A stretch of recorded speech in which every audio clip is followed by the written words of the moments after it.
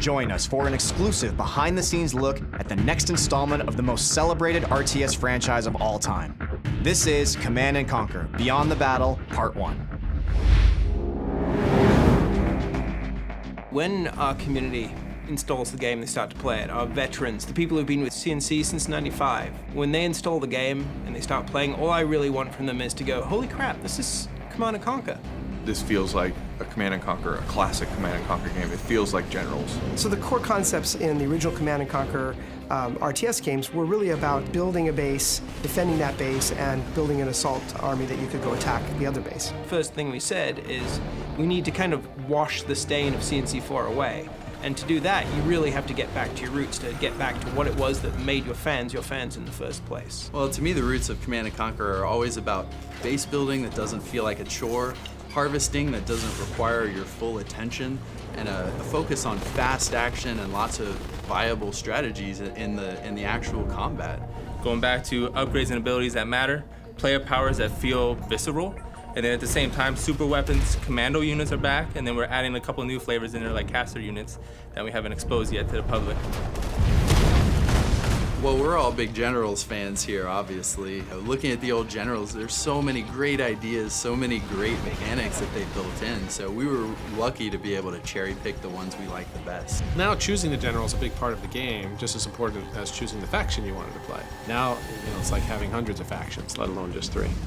Each general will have its own set of abilities, upgrades, even player powers will change as well.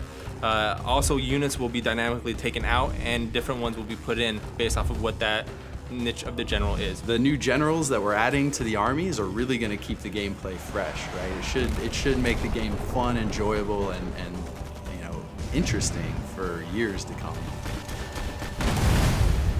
So what I really find exciting about the next Command & Conquer is that this is a product that's going to be aimed directly to consumers, going directly to consumers and appealing to them for the success of the product, but more importantly for the feedback. So fan feedback and metrics are absolutely amazing now in a connected environment. In the past, we just made a game, we put it in a box, we got the feedback years later, we could make a change in the sequel. Today, we can hear the fans immediately, we can look at the data, we can change stuff daily, weekly, monthly. We can engage in this sort of ongoing conversation with our fan base, where if, say there's a general that we put out that we didn't balance quite right, we will get that feedback immediately. It's not like we're gonna be like, okay, well, when we do the expansion pack or in a patch in 3 months, we'll fix this. It's gonna be one of those things where we kind of grow together. And that's what we want to kind of breed. It's a live product, and we want to make sure that the community at the core is part of that rendition of making this game better. This is ultimately the fans' game, and we're looking forward to making the game better with them. Absolutely, I'll play the new Command & Conquer when it comes out. I'm anxiously awaiting it, actually. Our #1 priority has always been to make this a really fun, excellent game. Everybody on the dev team loves the game, and they're doing the work where their heart is. So a lot of the times people stay late just to make sure that they make a better game because they care about what the franchise is. Everybody wants to make sure that they make the game that the community would love, and we're on the same page on trying to make it the best CNC possible. Hopefully after doing this, I'll be on the beta, right guys?